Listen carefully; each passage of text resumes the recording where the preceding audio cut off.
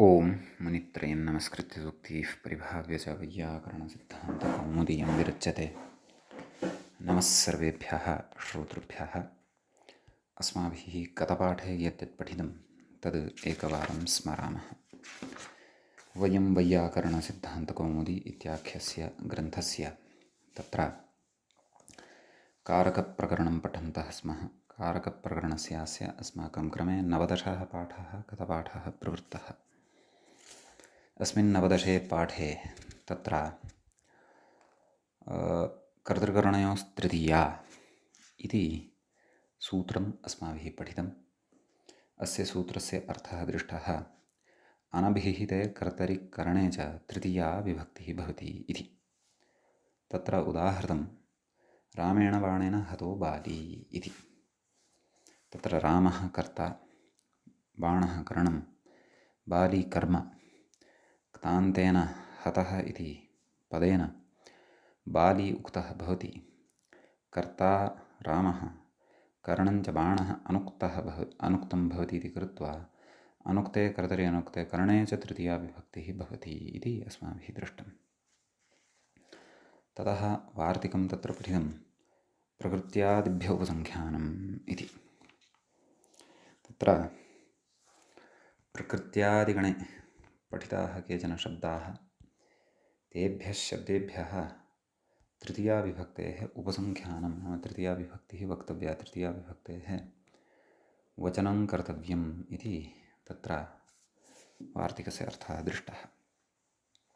तत्र क्रमशः प्रकृत्या चारुः, प्रायेण याज्ञिकः, गोत्रेण गार्ग्यः, समेन एति, विषमेण एति, द्विद्रोणेन धान्यं क्रीणाति, सुखेन दुःखेन वा याति, अपि च नाम्ना सुतीक्ष्णः, वह्नित्वेन वह्निं जानामि इत्यादीनि उदाहरणानि मूले व्याख्यायाञ्च अस्माभिः दृष्टानि।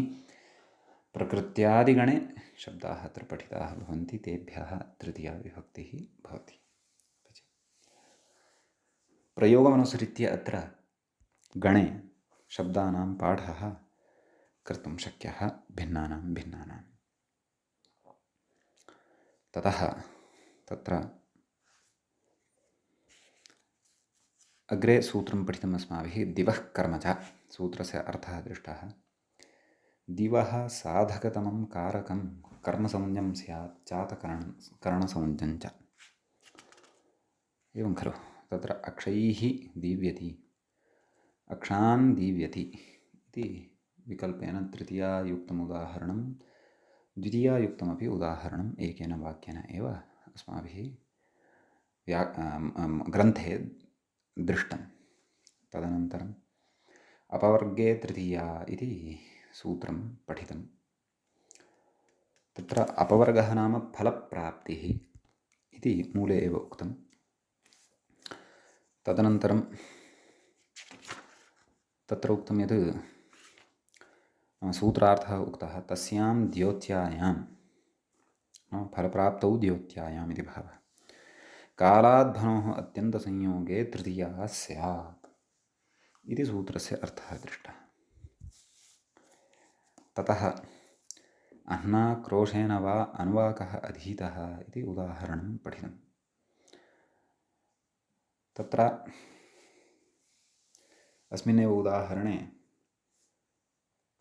कालवाचकः शब्दः अहन् इति, तस्य तृतीयान्ततया श्रवणं कृतं। मार्गवाचकः शब्दः अध्वन् इति, तस्यापि तृतीयान्तेन नैव, क्रोश इति, अध्ववाचकः क्रोश इति, तस्य तृतीयान्तेन श्रवणं कृतं, क्रोशेन इति। प्रत्युदाहरणे तु मासम् अधीतः नायातः, नाम अनुवाकः मासम् अधीतः, मासं यावत् अधीतः, तथापि नायातः नाम तस्य अवगमनम् अथवा सम्प्राप्तिः अथवा ग्रहणं नाभूत् इति। ततः सह युक्ते प्रधाने इति अग्रिमं सूत्रमस्माभिः पठितं। सूत्रस्य अर्थः दृष्टः। सहार्थेन युक्ते अप्रधाने तृतीया स्यात्। तत्र युक्तग्रहणसामर्थ्यादेव सहार्थः इति अर्थः लभ्यते। तेन साकं सार्धं समम् इत्यादयः ये सहार्थे भवन्ति शब्दाः तेषां योगे अपि तृतीया विभक्तिः भवति इति तत्र पठितम्। ततः पुत्रेण सह गतः पिता इति उदाहरणं दृष्टम्। एवं साकं सार्धं समं योगेऽपि इत्यपि तत्र मूले उक्तं। विनापि तद्योगं तृतीया, नाम सः इत्यादयः शब्दाः ये सन्ति एतैः योगं न कृतं भवति चेदपि तत्र तृतीया विभक्तिः भवति इत्युक्तम्। ततः तत्र निर्देशः दत्तः, नाम सूत्रकारस्य व्यवहारः तत्र प्रमाणं भवति। वृद्धो यूनातल्लक्षणश्चेदेव विशेषः इति इत्यादि निर्देशात् इत्युक्तं। ततः परं येनाङ्गविकारः इति अग्रिमं सूत्रम् अस्माभिः पठितं। तस्य अर्थः दृष्टः। येन अङ्गेन विकृतेन अङ्गिनः विकारः लक्ष्यते ततः तृतीया स्यात् इति। अतः अक्ष्णाकाणः इति तत्र उदाहरणं पठितम्। नैव क्षन्तव्यः, अस्य तु सूत्रार्थः कर्तव्यः अस्ति, इतोपि उदाहरणमपि द्रष्टव्यमस्ति। अहम् अग्रे गतवान्, क्षन्तव्यः।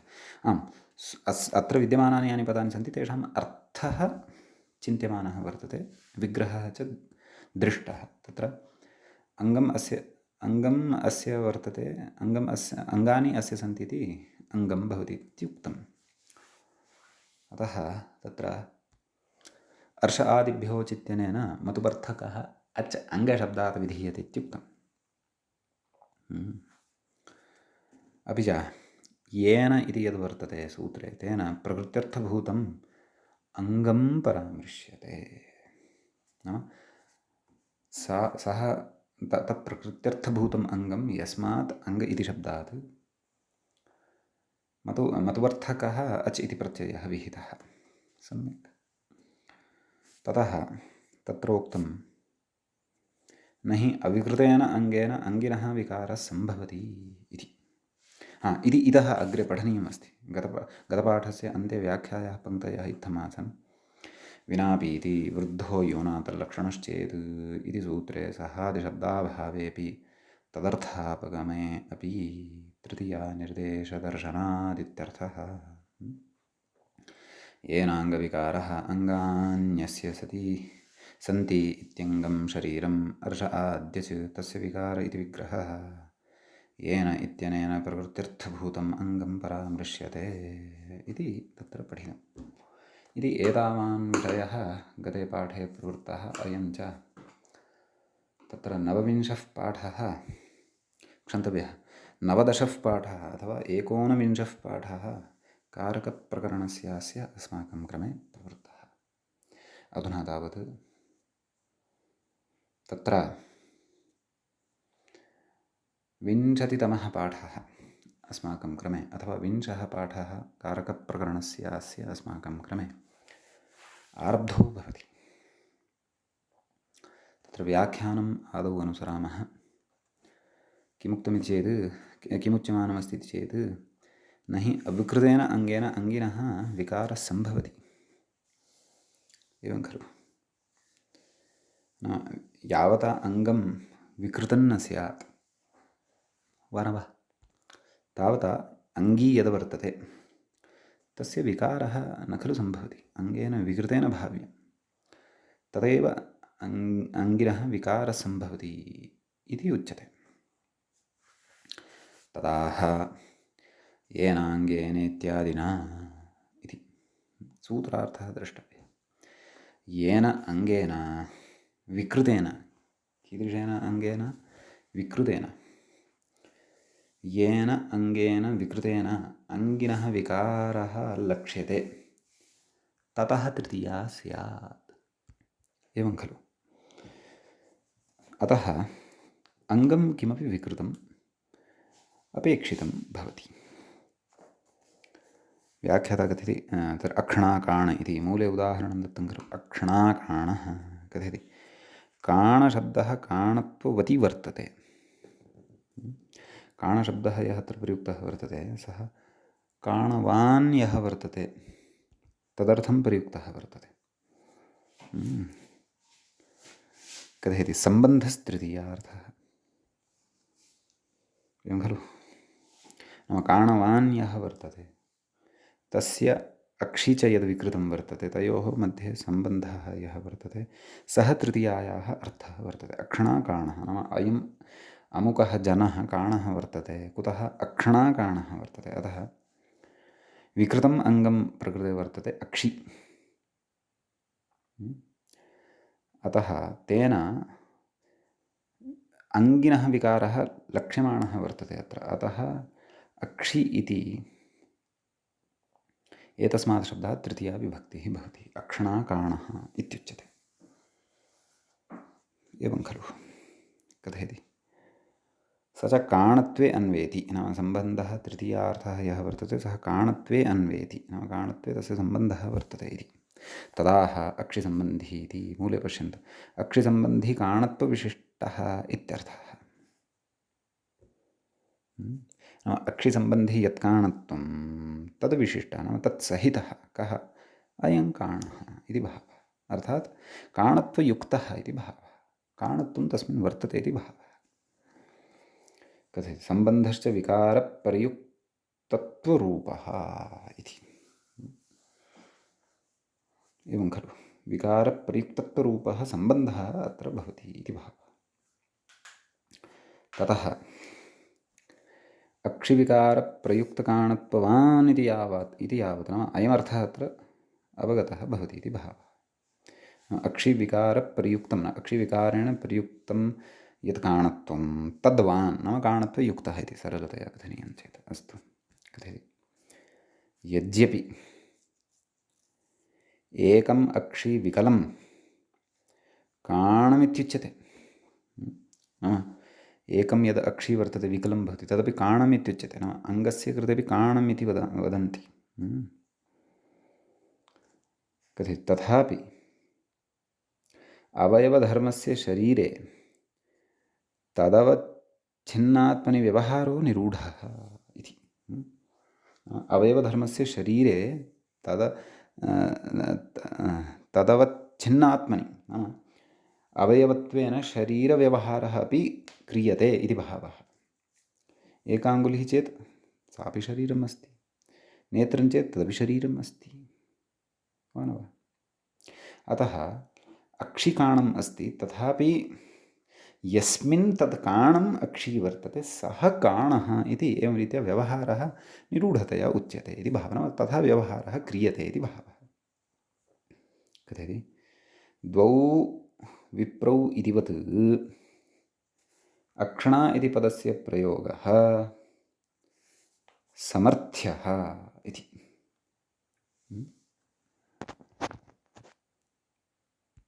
अयं कश्चन भिन्नः विषयः न एतत् सम्बद्धः एव परन्तु मूले अनुक्तः किञ्चित् भिन्नः विषयः उच्यमानः वर्तते। नाम द्वौ विप्रौ इति कथयामः खलु। किमर्थं द्वौ इति किमर्थं वक्तव्यं? विप्रौ इत्यत्र औ इति विभक्त्या एव द्वित्वसङ्ख्यायाः बोधः खलु भवति वा न वा? तर्हि तत्र काणम् अक्षी भवत्येव खलु। अक्षी एव काणं भवति। कर्णस्तु काणः न भवति, न च पादः काणः भवति, न च किम् अङ्गुली काणत्वं भजते, नेत्रमेव काणत्वं भजते। अक्षणाकाणः इति वक्तव्यं वा? अपेक्षा अस्ति वा? साक्षात् काणः इत्युच्यताम्। परन्तु तथापि एषः प्रयोगपरिपाटी वर्तते। यद्यपि विप्रौ इत्यनेनैव ज्ञायते द्वौ स्तः इति तथापि तत्र विशेषणत्वेन द्वौ इत्युच्यते। तथापि काणः इत्यनेन उक्ते सत्येव ज्ञायेत अथवा ज्ञायते किं नाम अस्य अक्षिकाणम् अस्ति अतः अयं काणः। तथापि स्पष्टप्रयुक्त्यर्थं वा अथवा प्रयोगपरिपाट्यनुसारं वा इत्थं प्रयोगाः क्रियन्ते इति। एवम् अक्षणापदस्य प्रयोगः समर्थ्यः नाम अस्यापि प्रयोगस्य समर्थनं कर्तव्यम् इति भावः। पादेन खञ्जः इति अपि वदन्ति खलु, तानि अपि उदाहरणानि अत्र द्रष्टुं शक्यन्ते। मूले कथयति अङ्गविकारः किम् अक्षिकाणम् अस्य अङ्गविकारः इत्युक्तं खलु, तस्मात् अर्थः कः आगतः, येन अङ्गेन विकृतिनः अङ्गं लक्ष्यते ततः तृतीया। तत्र अङ्गविकारः इत्यत्र अङ्ग नाम शरीरी अथवा अङ्गी इति अर्थः खलु स्वीकृतः। यत्र अङ्गिनः विकारः न, परन्तु अङ्गी एव विकृतं विवक्षितं भवति, तत्र तृतीया न इति भावः। तत्र तु अक्षिकाणम् अस्य इत्येव उच्यते, एवं खलु इति कश्चन विशेषः अत्र वर्तते। सम्यक् इति एतावान् विषयः अस्मिन् सूत्रे वर्तते। अग्रिमं सूत्रम् अधुना पठामः। अग्रे सूत्रं वर्तते इत्थं भूतलक्षणे इति। तत्र सूत्रे आम् एकमेव पदं भवति। इत्थं भूतलक्षणे सप्तम्यन्तं, सप्तमीविभक्तेः एकवचनान्तं भवति।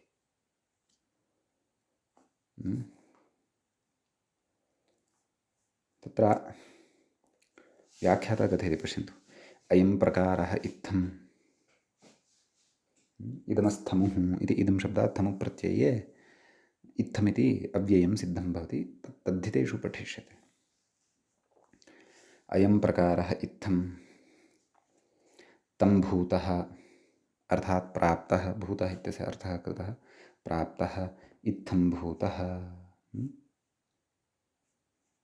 इत्यस्य खलु, इत्थम् एवम् इत्थं भूतः एवं खलु, इत्थं भूतस्य लक्षणम् इत्थं भूतलक्षणं तस्मिन् इत्थं भूतलक्षणे। लक्षणमित्यत्रापि विग्रहः वक्तुं शक्यते, लक्ष्यते अनेन इति लक्षणं। सम्यक्।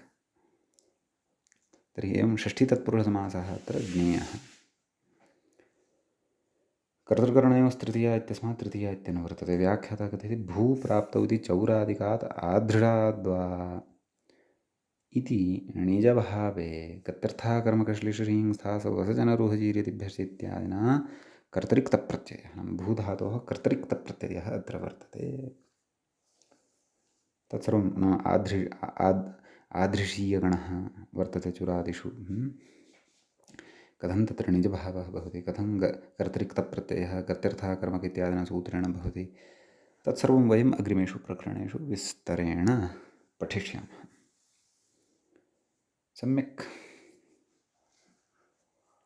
ततः लक्षणं ज्ञापकं, इत्थं भूतलक्षणे लक्षण इति उक्तं खलु, लक्षणं ज्ञापकं, लक्ष्यते अनेन इति लक्षणम् इत्यपि वक्तुं शक्यते। ज्ञापकमिति कथयति प्रकारविशेषं प्राप्तस्य ज्ञापकः इत्यर्थः। प्रकारविशेषस्य नाम स्थितिविशेषस्य, स्थितिविशेषं प्राप्तस्य ज्ञापकः इति अर्थः तत्र उच्यते।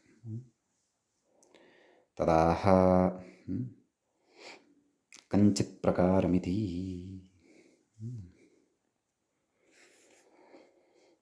मूले उक्तं खलु, कञ्चित् प्रकारं प्राप्तस्य नाम सूत्रार्थः, कञ्चित् प्रकारं प्राप्तस्य लक्षणे तृतीया स्यात्। लक्षणं च ज्ञापकम् इत्युक्तं खलु, नाम कञ्चित् प्रकारविशेषं प्राप्तवान् भवति यः कोऽपि जनः, तस्य यल्लक्षणं भवति नाम ज्ञापकं यद्भवति तत्र तृतीया विभक्तिः भवति। अथवा तादृशज्ञापकवाचकात् शब्दात् तृतीया विभक्तिः भवति इति भावः। तत्रोदाह्रियते जटाभिस्तापस इति। जटाभिः तापसः इति। तत्र जटा इति आकारान्तस्य शब्दस्य तृतीया विभक्तेः एकवचनम् इदं भवति, जटाभिः तापस इति प्रथमान्तं। जटाभिः इत्यत्र तृतीया कुतः आगता चेत् तदेव कञ्चित् प्रकारं प्राप्तस्य लक्षणभूताः इमाः जटाः वर्तन्ते, अतः तत्र तृतीया विभक्तिः। एवं खलु व्याख्याता कथयति तपः अस्य अस्ति तापसः। तपःसहस्राभ्यां विनीनि अणच इति मत्वर्थीयः अणप्रत्ययः तपसशब्दात् विनि इत्यपि भवति, इनि इत्यपि भवति। कथयति तापसत्ववति वर्तते, तापसत्ववति वर्तते। कः तापस इति शब्दः? नैव, अणप्रत्ययः तापसत्ववति वर्तते। अणप्रत्ययस्य कृते एव कथयन्नस्ति वा इति अस्तु पश्यामः अग्रे। लक्ष्यलक्षणभावस्तृतीयार्थः उक्तं खलु, ज्ञापकलक्ष्यलक्षणभावः अत्र तृतीयायाः अर्थो भवति इति भावः। लक्ष्यं किं? तापसः। लक्षणं किं? जटाः खलु। कथयति तदाह जटा ज्ञाप्येति, मूले पश्यन्तु, जटा ज्ञाप्य तापसत्वविशिष्ट इत्यर्थः। जटाभिः नाम लक्षणभूताभिः अथवा ज्ञापकभूताभिः जटाभिः ज्ञाप्यते यः ज्ञाप्यते तापसत्वं तद्विशिष्टः, नाम तत् तापसत्वसहितः इत्यर्थः इति तत्र अर्थो भवति। सम्यक्। ततः अग्रे कथयति न च ज्ञाने करणत्वादेव तृतीया सिद्धा इति वाच्यं। ज्ञाने अयं तापसः अस्ति इति ज्ञाने करणभूताः भवन्ति जटाः, अतः कर्तृकरणयोस्तृतीयात्यनेन तृतीया उच्यताम् इति न वक्तव्यं। कुतः? करणत्व अविवक्षायां, नाम यदा करणत्वस्य विवक्षा न भवति, लक्ष्यलक्षणभावमात्रविवक्षायां तृतीयार्थत्वात्। यदा वक्तुः यदा करणत्वविवक्षा नास्ति, परन्तु लक्ष्यलक्षणत्वभावविवक्षा यदा वर्तते तदा अत्र तृतीया विधानाय इदं सूत्रमपेक्षितमिति भावः। सम्यक् इति कश्चन विशेषः अत्र वर्तते। इदानीम् अग्रिमं सूत्रम् अस्माभिः पठनीयं वर्तते। तच्च सूत्रं भवति एवं संज्ञोऽन्यतरस्यां कर्मणि इति। तत्र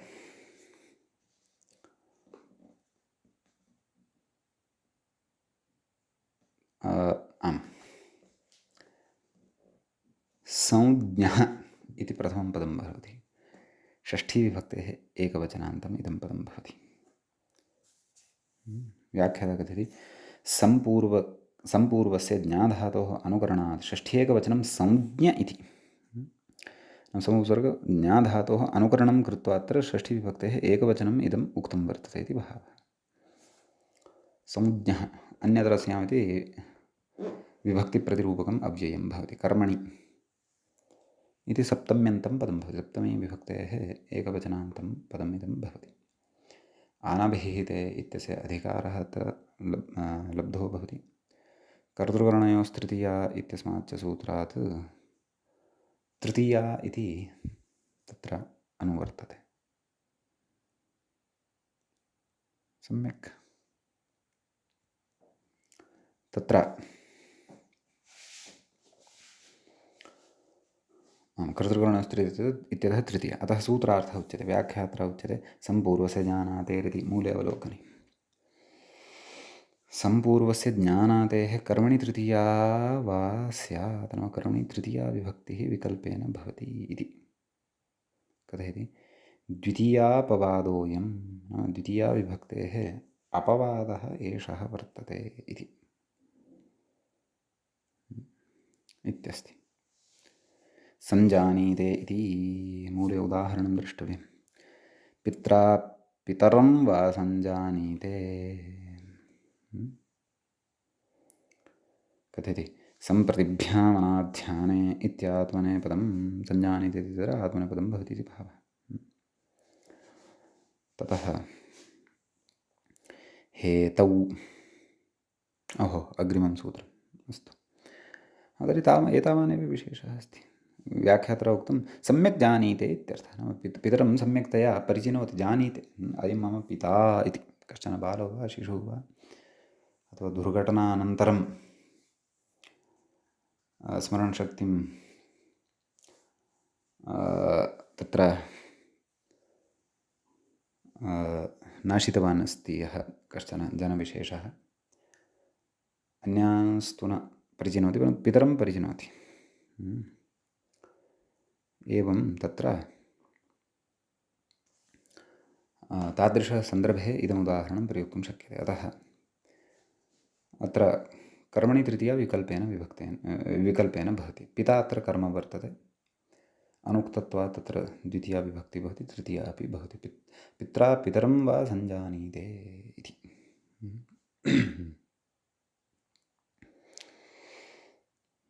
ततः नाम अस्ति तृतीया, परन्तु कर्मणि अर्थः कर्म। पिता कर्म अत्र पित्रा सञ्जानीते अर्थात् पितरं सञ्जानीते इति भावः, पितरं सम्यक्तया जानीते इति भावः इत्यस्ति। एवमेव भिन्नस्थलेषु अपि प्रयोक्तुं शक्यते। व्याकरणेन सञ्जानीते इत्यपि वक्तुं शक्नुमः। अथवा आम्, अहं तेन जनेन सञ्जाने तेन जनेन सञ्जाने इति विशिष्टाः प्रयोगाः कर्तुं शक्यन्ते, एवं खलु। अहं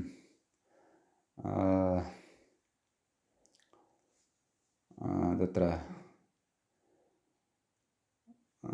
आर्यभट्टेन सञ्जाने एवम् अहम् आर्यभट्टेन सञ्जाने, सः तु ज्योतिषशास्त्रेण सञ्जानीते इति प्रयोक्तुं शक्नुमः। विशिष्टः प्रयोगः। अस्तु, इति एतावान् विशेषः अस्मिन् सूत्रे भवति।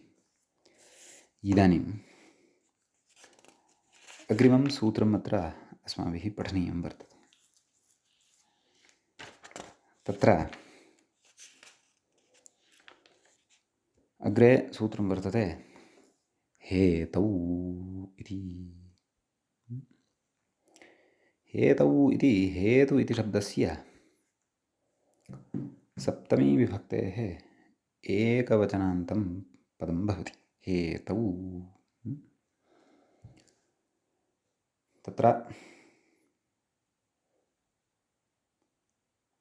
प्रकृतसूत्रं प्रति कर्तृकरणयोस्तृतीया इत्यस्मात् सूत्रात् तृतीया इत्यनुवर्तते। तत्र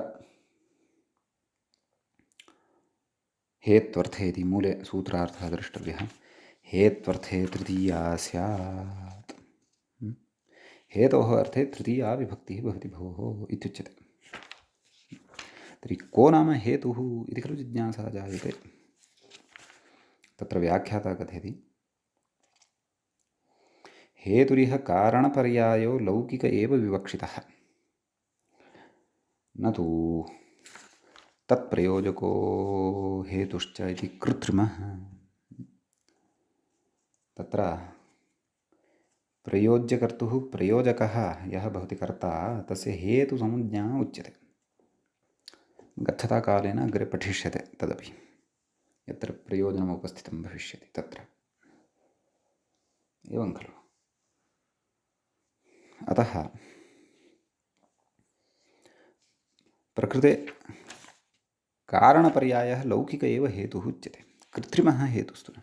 तदेति तस्य चकारेण कर्तृसंज्ञायाः अभिसत्त्वेन कर्तृतृतीयैव सिद्धेः यदि स एव अत्र विवक्षितः स्यात् तर्हि तु अस्य सूत्रस्य अपेक्षैव नास्ति। कुतः? चकारेण कर्तृसंज्ञायाः अभिसत्त्वेन, यतोहि तत्प्रयोजकः हेतुश्च इति प्रयोजककर्तुः हेतुसंज्ञा या उक्ता तस्य कर्तृसंज्ञा अपि भवति। अतः कर्तृसंज्ञायाः नाम कर्तृसंज्ञायाः अपि तत्र तस्य सत्त्वं भवति, नाम कर्तृसंज्ञा अपि तस्य भवति इति कृत्वा कर्तृतृतीया नाम कर्तृकरणयोस्तृतीया इत्यनेनैव तत्र तृतीया विभक्तिः अनुक्तत्वात् सिद्धः भविष्यत्येव खलु। तर्हि हेतौ इत्यस्य का वा अपेक्षा? अतः एतेन ज्ञायते यत् प्रकृते हेतुः नाम कारणम् इत्येव। एवं खलु? हेतुः अत्र लौकिकं कारणम् इति यदुच्यते तदेव अस्ति इति भावः। एवं किल? अस्तु, अग्रे उच्यते। ननु हेतोः अपि करणत्वादेव तृतीया सिद्धा। कारणरूपः यः हेतुः वर्तते तस्यापि करणत्वादेव तृतीया सिद्धा इत्याशङ्क्य हेतुत्वकरणत्वयोः भेदमाह इति। हेतुत्वं करणत्वं च अनयोः कश्चन भेदः वर्तते भोः। कारणपर्यायः यः हेतुशब्दः सः भिन्नः, प्रकृते पठितं करणं तु भिन्नम् इत्युच्यते। एवं तर्हि कः भेदः कथञ्च उच्यमानः वर्तते कथिति व्याख्याता द्रव्यासाधारणमिति मूले उक्तं खलु। द्रव्यादिसाधारणं निर्व्यापारसाधारणं च हेतुत्वम् इति। एवं खलु? द्रव्यादिसाधारणं निर्व्यापारसाधारणं च हेतुत्वं भवति भोः इत्युच्यते। तत्र आदिना गुणक्रियासङ्ग्रहः इत्युच्यते। गुणक्रिया नाम द्रव्यगुणक्रियादिसाधारणं, द्रव्यगुणक्रियासाधारणं निर्व्यापारसाधारणं च हेतुत्वं भवति इति। निर्व्यापारसाधारणम् इत्यस्य व्याख्या करिष्यते अग्रे। कथयति द्रव्यं गुणं क्रियाञ्च प्रति यज्जनकं तत्र सर्वत्र विद्यमानमित्यर्थः। द्रव्यासाधारणम् अर्थात् द्रव्यं गुणं क्रियां च प्रति यज्जनकं भवति तत्र सर्वत्र विद्यमानं यद् भवति तद् हेतुः भवति, अर्थात् कारणं भवति इति भावः। इति अपि च कीदृशं भवति? निर्व्यापारसाधारणं च। कथयति द्वारीभूतव्यापारवति तद्रहिते च विद्यमानं चेत्यर्थः। निर्व्यापारसाधारणं नाम यस्मिन् हेतौ व्यापारः अर्थात् क्रिया भवति अपि नापि भवति सः हेतुः भवति। द्रव्यासाधारणं नाम द्रव्यं गुणः कर्म, तत्र गुणक्रियासङ्ग्रहोऽपि कर्तव्यः इत्युक्तं खलु। एतेषां त्रयाणां साधकः भवति, साधयति, अपि च तस्मिन् व्यापारः भवत्यपि नापि भवति सः हेतुः भवति। एवं खलु? इति तु हेतुत्वलक्षणम् उक्तं। नाम हेतुत्वं नाम कारणं किं वर्तते उदाहरणेषु इतोपि स्पष्टीभविष्यति। अत्र निर्व्यापारसाधारणं चेति इत्यत्र कथनेऽस्ति द्वारीभूतव्यापारवति तद्रहिते च विद्यमानम् इति। व्यापारयुक्तौ अपि भवति व्यापाररहितोऽपि भवति हेतुः इति, सः हेतुः भवति इति भावः। कथयति नाम किं फलितम् इति एकवाक्येन सरलतया अग्रे कथयन्नस्ति। किम् एवञ्च द्रव्यगुणक्रियात्मककार्यत्रयनिरूपितं निर्व्यापारसव्यापारवृत्ति च यत् तद्धेतुत्वमिति फलति तद् हेतुत्वमित्युच्यते। एवं खलु इत्यस्य विषयः। इदानीं हेतुत्वलक्षणमुक्तं, करणत्वम् इदानीम् उच्यते। करणत्वं त्विति मूले पश्यन्तु। करणत्वं तु क्रियामात्रविषयं व्यापारनियतं च।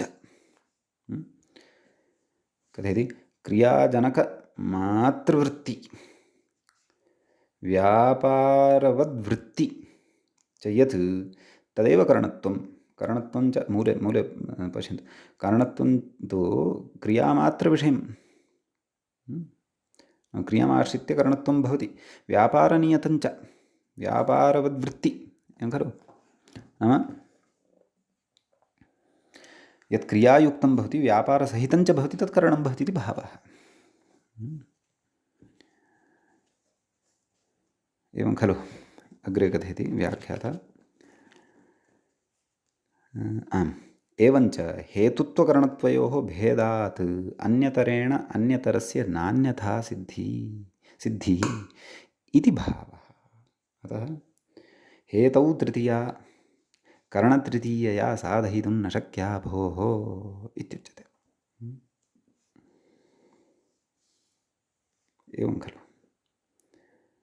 इत्यस्ति कश्चन विशेषः अत्र, स च विशेषः अवगन्तव्यः।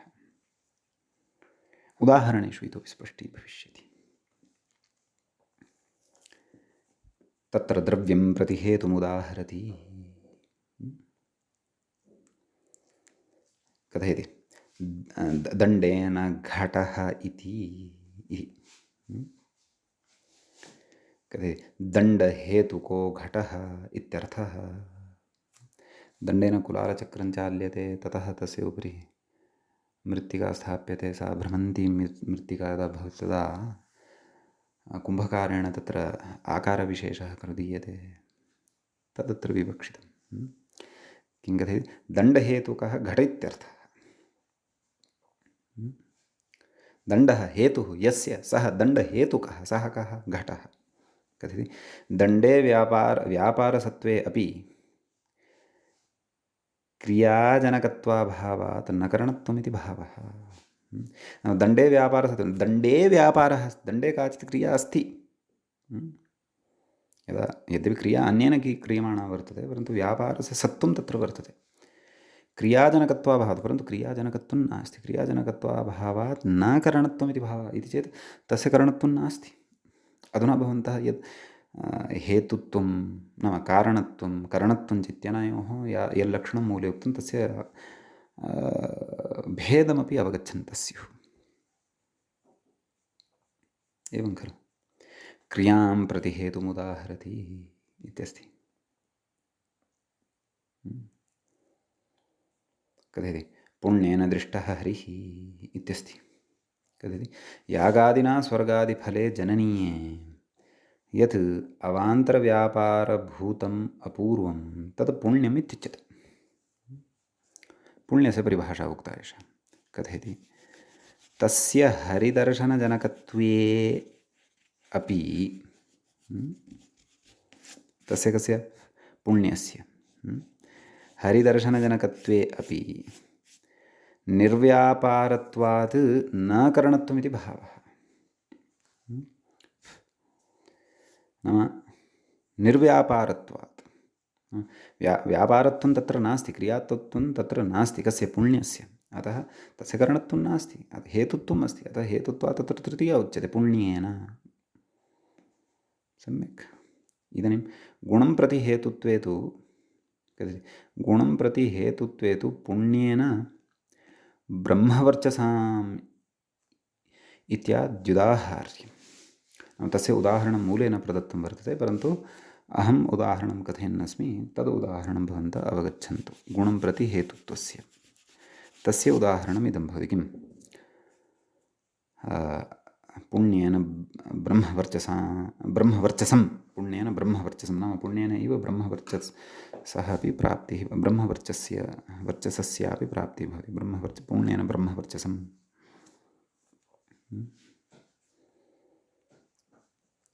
एवं खलु इति क्रमशः उदाहरणानि दृष्टानि। तर्हि अयं भेदः सूक्ष्मतया बुद्धौ स्थापनीयः। द्रव्यासाधारणं निर्व्यापारसाधारणं च हेतुत्वं, करणत्वं तु क्रियामात्रविषयं व्यापारनियतं च इति अत्र उक्तम्।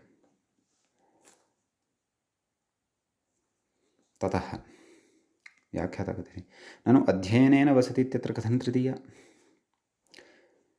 मानव अध्ययनस्य गुरुकुलवासं प्रति हेतुत्वाभावात्, अध्ययनं यद् भवति तद् गुरुकुलवासं प्रति हेतुत्वं न भजते, तत्र हेतुत्वस्य अभावः वर्तते। मानवः कथयति प्रत्युत अध्ययनस्य वाससाध्यत्वात् इत्यत आह। अध्ययनं यद् वर्तते तत्तु वासेन साध्यं भवति, तत्र वसति, अतः कृत्वा अध्ययनं जायते। अतः अध्ययनम् अत्र हेतुर्नास्ति खलु इति आक्षिप्यते। तथापि तत्र तृतीया खलु साध्यते। कथम् अध्ययनेन वसति इति अध्ययनेन इति तृतीया कथम् इति जिज्ञासायाम् उच्यते। फलमपि इह हेतुरिति मूले उक्तं खलु। फलम् अपि इह हेतुः इत्युच्यते।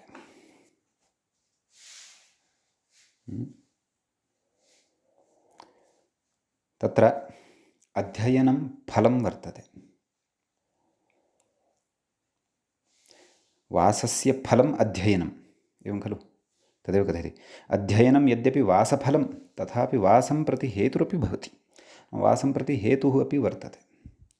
अध्ययनं कर्तव्यम्, अतः वासः अत्र क्रियमाणः वर्तते। कथयति इष्टसाधनता ज्ञानस्य प्रवृत्तिहेतुतया अध्ययनस्य फलस्य स्वज्ञानद्वारा वासजनकत्वात् इति। स्वज्ञानद्वारा वासजनकत्वं तस्य फलस्य वर्तते, अतः हेतुत्वम् अपि अस्य वर्तते। अतः हेतुः तृतीयैव एषा इति उच्यते। कथयति यदा तु अध्ययने फले एतादृशं हेतुत्वम् अविवक्षित्वा अध्ययनार्थमेव वासः विवक्ष्यते, तदा चतुर्थी एव भवति अध्ययनाय वसति इति। विवक्षाभेदेन चतुर्थी अपि सङ्गमिता वर्तते, तावदेव। कथयति एतच्च प्रकृतसूत्रे कैयटे स्पष्टं सम्यक् इति कश्चन विशेषः अत्र उक्तः। आम्, ततः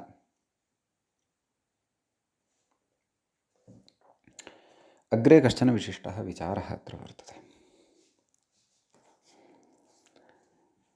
ननु अलन्श्रमेण इत्यत्र व्याख्याता अवतरणिकामादौ निबध्नन् वर्तते। ननु अलन्श्रमेण इत्यत्र कार्यस्य कस्यचिदपि अश्रवणात्, अलन्श्रमेण कार्यं तु किमपि न श्रूयते खलु, करणत्वहेतुत्वयोः असम्भवात्, करणत्वमपि नास्ति हेतुत्वमपि नास्ति, क्रिया एव काचित् नास्ति खलु, कार्यं किमपि नास्ति खलु। अतः कथं तृतीया, तर्हि तृतीया विभक्तिः अत्र कथं स्यात् इत्युच्यते। इत्यतः किमाह गम्यमानापि क्रियाकारकविभक्तौ प्रयोजिका इत्युच्यते। तत्र गम्यमानापि क्रियाकारकविभक्तौ प्रयोजिका भवति। गम्यमाना नाम कोऽर्थः, अवगम्यमानापि इति। नाम साक्षात् प्रयुक्तं नास्ति, अप्रयुक्तं वर्तते, तथापि अर्थविशेषद्वारा प्रतीतिः अस्य जायमानं भवति, तत् गम्यमानं भवति। एवमेव क्रियाविषयेपि साक्षात् या क्रिया उक्ता नास्ति, एवं खलु, परन्तु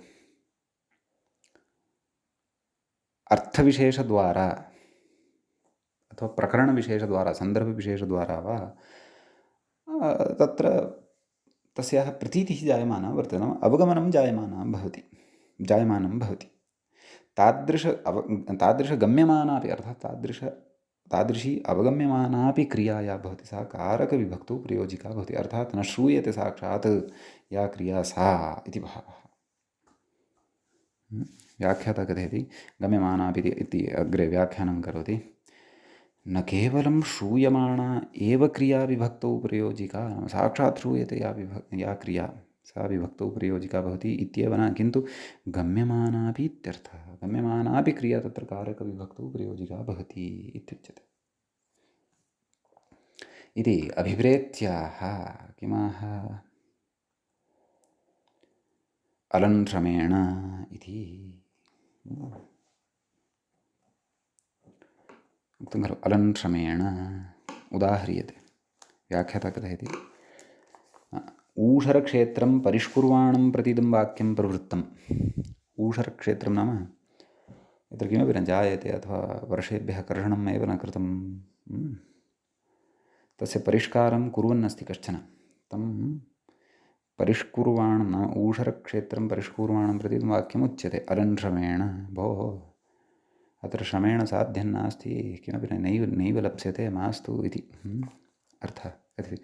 अत्र अलमिति नञर्थे निषेधे वर्तते, निषेधार्थे अलमिति प्रयुक्तं वर्तते। तस्य अन्येपि अर्थाः भवन्ति, अतः अमरकोशस्य वाक्यम् अग्रे कथयति।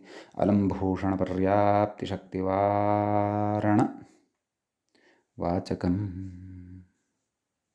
अत्रापि तद् वारणार्थः, वारणं नाम निषेधः, निषेधार्थकः अलम् इति वर्तते अत्र।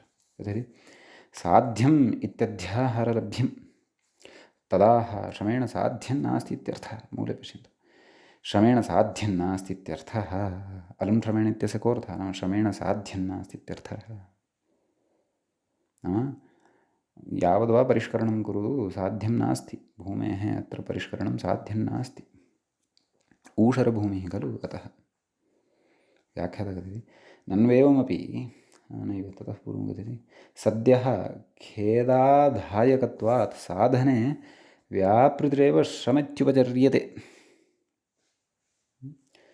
सद्यः खेदाधायकत्वात् साधने व्यापृतिः, खेदः धायकत्वात्, खेदस्य आधायकत्वात्, साधने व्यापृतिः नाम तस्य सिद्धिः करणीया। तत्र व्यापृतिः नाम तत्र आत्मनः संलग्नत्वम् एव श्रमः इत्युपचर्यते। नाम श्रमः इति अत्र उपचर्यते, नाम उपचारेण कथ्यते इति भावः, लक्षणया उच्यते इति भावः। बहु कृतं, बहु तत्र यत्नः क्रियमाणः अस्ति। खेदः वर्तते, किमपि लप्स्यते वा न वा इति, तथापि तत्र व्यापृतः वर्तते एव। तादृशी व्यापृतिः श्रमः इत्युच्यते, एवं खलु। कथयति नन्वेवमपि साधनीयस्य व्रीह्यादिफलस्य क्रियारूपत्वाभावात् कथं श्रमस्य तत्र करणत्वं, नाम श्रमस्य करणत्वं कथं भवति। करणतृतीया एषा वर्तते, क्व अलं श्रमेण। तर्हि करणत्वं कथं वर्तते, कथयति इहेति मूले इह साधनक्रियां प्रति श्रमः करणम्। अत्र साधनक्रियायां श्रमः करणं भवति इति कथयति। साध्यम् इत्यत्र प्रकृतिभूतः यः धातुः तदर्थः साधनक्रिया उत्पत्त्यात्मिका तां प्रति इत्यर्थः। पुनः पठनीयं। साध्यम् इत्यत्र श्रमेण साध्यं नास्ति इत्युक्तं खलु। साध्यम् इत्यत्र प्रकृतिभूतः यः धातुः, साध्र इति धातुः स्यात् खलु तत्र, तदर्थः साधनक्रिया नाम तस्य धातोः अर्थः कः, व्यापारः। व्यापारः कः, साधनक्रिया उत्पत्त्यात्मिका, तां प्रति मूले यदुक्तं साधनक्रियां प्रति श्रमः करणं भवति इति। तर्हि एषा साधनक्रिया अस्ति, सा क्रिया अत्र गम्यमाना अस्ति, अर्थात् अवगम्यमाना, साक्षात् नोक्ता, तथापि प्रकरणवशात् गम्यमाना वर्तते। अतः गम्यमानापि क्रिया कारकविभक्तौ प्रयोजिका भवति इति उक्तम्, इति सिद्धान्तः अस्ति। भाष्यादिषु उक्तः अयं सिद्धान्तः भवति। अतः श्रमः अत्र करणं भवति, साक्षात् स्फुटतया एव मूले उक्तं यः साधनक्रियां प्रति श्रमः करणं भवति। करणत्वात् तत्र कर्तृकरणयोः तृतीया, नाम तस्य अनुक्तत्वात् तत्र तृतीया विभक्तिः भवति। अतः अलं श्रमेण इत्युच्यते। श्रमेण साध्यं नास्ति इति अर्थः, इति भावः। एवं खलु इत्यस्ति कश्चन विशेषः अत्र।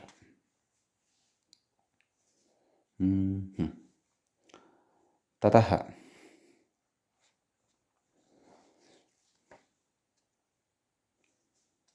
अग्रे किमुच्यते। एतेन श्रमस्य साधनक्रियायाश्च अभेद इति निरस्तं।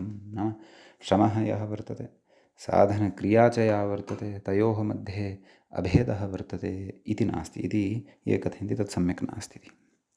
कुतः कथयति श्रमशब्देन व्रीह्याद्युत्पत्त्यनुकूलकर्षणादिव्यापारस्य साधनक्रियां प्रति इत्यनेन व्रीह्याद्युत्पत्तेश्च विवक्षितत्वात् इति।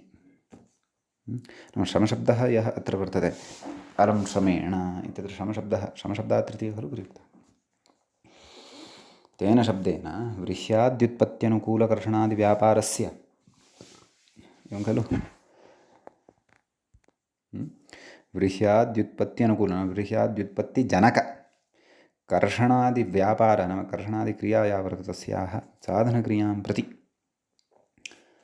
मूले यदुक्तं साधनक्रियां प्रति श्रमः करणम् इत्यनेन व्रीह्याद्युत्पत्तेश्च विवक्षितत्वात् नाम व्रीह्याद्युत्पत्तेः विवक्षितत्वं तत्र वर्तते। अतः श्रमस्य साधनक्रियायाश्च अत्र अभेदः नास्ति, भेद एव अस्ति इति भावः। सम्यक् इति वचनं वार्तिकत्वेन पठ्यते वा अथवा सिद्धान्तवचनत्वेन भाष्ये पठ्यते वा इति भाष्यं सकृत् द्रष्टव्यं। वार्तिकत्वेन तु प्रायः नास्ति, अन्यथा वार्तिकत्वेन निर्देशं करोति स्म इति भावः। सम्यक् इदानीम् अग्रे उदाहरणान्तरम् अत्र वर्तते। व्याख्याता कथयति आम् गम्यमानापि क्रिया विभक्तौ प्रयोजिका इत्यत्र उदाहरणान्तरमाह इति नाम अत्र अन्यदुदाहरणं किञ्चन उच्यते इति। किं तदुदाहरणान्तरम् इति शतेनेति मूले पश्यन्तु। शतेन वत्सान् पाययति पयः शतेन परिच्छिद्य इत्यर्थः। एवमस्ति खलु इति अस्ति। नाम परिच्छिद्य नाम पृथक्कृत्य इति भावः। व्याख्याता कथयति वीप्सायां द्विर्वचनं तदग्रे पठिष्यते। नित्यवीप्सयोः वीप्सा च का भवति कार्स्येन वक्तुम् इच्छा सम्बन्धुम् इच्छा इति पूर्वं पठितं खलु। अतः तादृशवीप्सा यत्र भवति तत्र द्विर्वचनं भवति। अतः शतेन इत्यायातं कथयति एकैकेन शतेन संख्यया वत्सान् पाययति इति प्रदीयमानार्थः इति। एकैकेन शतेन इति नाम तत्र उदाहरणस्य अर्थं कथयामि आदौ। कस्यचित् सविधे बहवः वत्साः वर्तन्ते। वत्साः नाम गोशावकाः सहस्रशः वर्तन्ते। कृष्णसदृशः कश्चन स्यात् गोकुलवासी। सः सर्वान् वत्सान् जलं पाययितुं नीतवान्। तत्र 100 नाम सर्वेपि युगपत् पातुं न शक्नुवन्ति, अतः सौकर्येण पातुं यथा शक्नुयुः तथा 100 वत्सान् परिच्छिद्य नाम पृथक्कृत्य आदौ 100 वत्सान् प्रेषयति जलं पिबन्तु, तान् पुनः अपसारयति, पुनः अग्रिमान् 100 वत्सान् प्रेषयति, ते पिबन्ति, तान् ततः अपसारयति, पुनः अग्रिमान् एवं रीत्या इति अर्थः। तद् मूले उक्तमपि शतेन परिच्छिद्य इत्यर्थः। नाम तद् परिच्छिद्य नाम शतेन पृथक्कृत्य इति 100 इत्येवं परिष्कृत्य इति भावः। व्याख्याता कथयति तत्र वत्सनिष्ठशतसङ्ख्यायाः पायने करणत्वाभावात् परिच्छिद्य इति गम्यते। शतसङ्ख्या इति या वर्तते खलु सा पायने करणत्वं न भजते खलु। तथा चेत् कथं तृतीया इति चेत् अत्र गम्यमानापि क्रिया नाम काचित् अत्र साक्षात् क्रिया नोक्ता, परन्तु सा अवगम्यते प्रकरणवशात् का परिच्छिद्य अथवा अध्याहारादिना सा क्रिया तत्र अस्माभिः चिन्त्यते। परिच्छिद्य नाम शतेन परिच्छिद्य तर्हि अत्र परिच्छेदनक्रियायां 100 इति संख्या करणरूपा भवति। तदेव कथयति अग्रे 100 वत्सान् परिच्छिद्य तदधिकवत्सेभ्यः व्यावर्त्य पाययति इत्यर्थः। न 100 इति संख्यातः अधिकाः ये वत्साः सन्ति तान् ततः पृथक्कृत्य पाययति जलादिकं जलं कथयति। तथा च शतसङ्ख्यायाः परिच्छेदं प्रतिकरणत्वम् इति भावः। एवं खलु। अतः एषापि गम्यमाना क्रिया कारकविभक्तौ प्रयोजिका भवति। अत्र गम्यमाना क्रिया का परिच्छेदनक्रिया गम्यमाना क्रिया भवति इति भावः। समीचीनम् इति कश्चन विशेषः प्रकृते वर्तते। सम्यक् अग्रे अत्र एकं वार्तिकं वर्तते। अशिष्टव्यवहारे दाणः प्रयोगे चतुर्थ्यर्थे तृतीया इति व्याख्यात्र अशिष्टेति इति उक्तं। कथयति इदञ्च दानश्च सा चेत् चतुर्थ्यर्थे इत्यनेन ज्ञाप्यते इति पदव्यवस्थायां वक्ष्यते, अग्रे वक्ष्यते। दानश्च सा चेत् चतुर्थ्यर्थे इत्यनेन इदं वचनं ज्ञापितं भवति इति भावः। तत्र भवन्तः अस्य दानश्च सा चेत् चतुर्थर्थे इत्यस्य अर्थं यदि पश्यन्ति तदा किञ्चित् अत्र दिक् लभ्यते, नाम अग्रे यदा विचारयिष्यते तदा स्पष्टता भविष्यति। तत्र उच्यते सम्पूर्वात् दानस्तृतीयान्तेन युक्तात् उक्तं स्यात् तृतीया चेत् चतुर्थर्थे इत्युच्यते। सूत्रार्थः अग्रे पठिष्यते, नाम तृतीया विभक्तिः तत्र विधीयते, तेन एषा व्यवस्था ज्ञाप्यते इति भावः।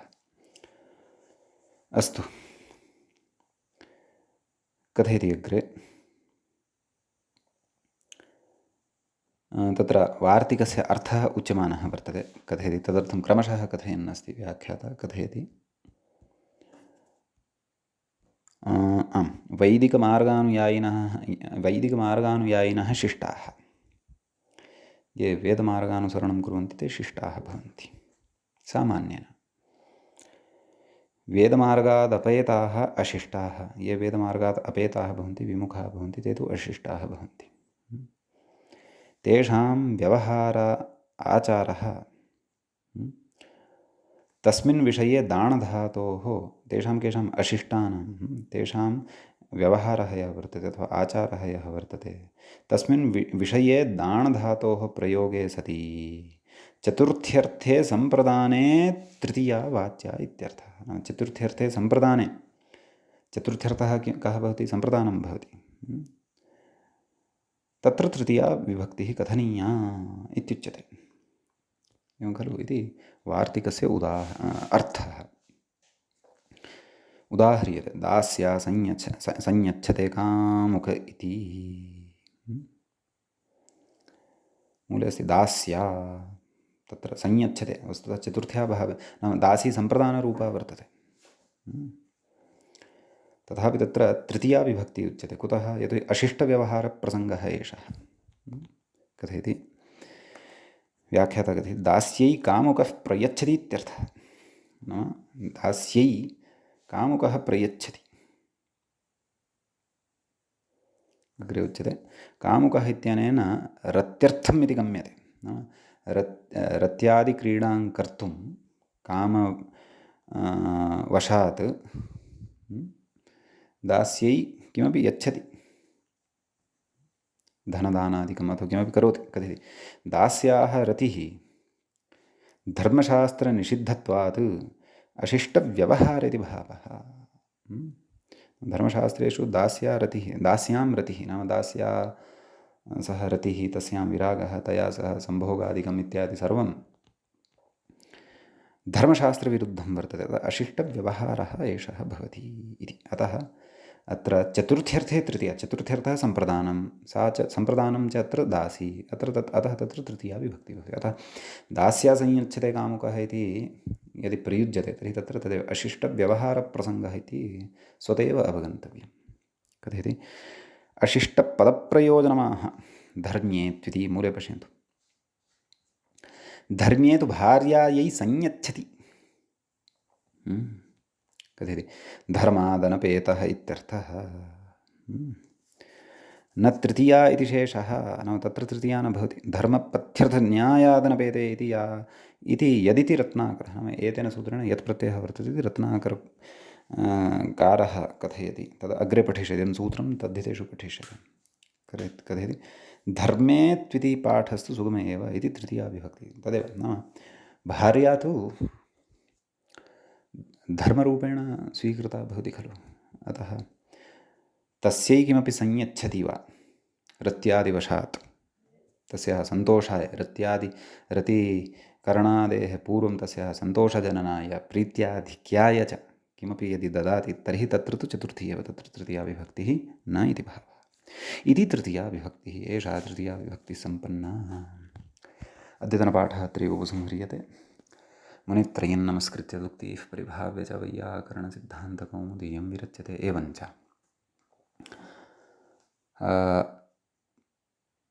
कारकप्रकरणस्यास्य अस्माकं क्रमे 20तमः एषः पाठः सम्पन्नतां गतः। नमः सर्वेभ्यः श्रोतृभ्यः।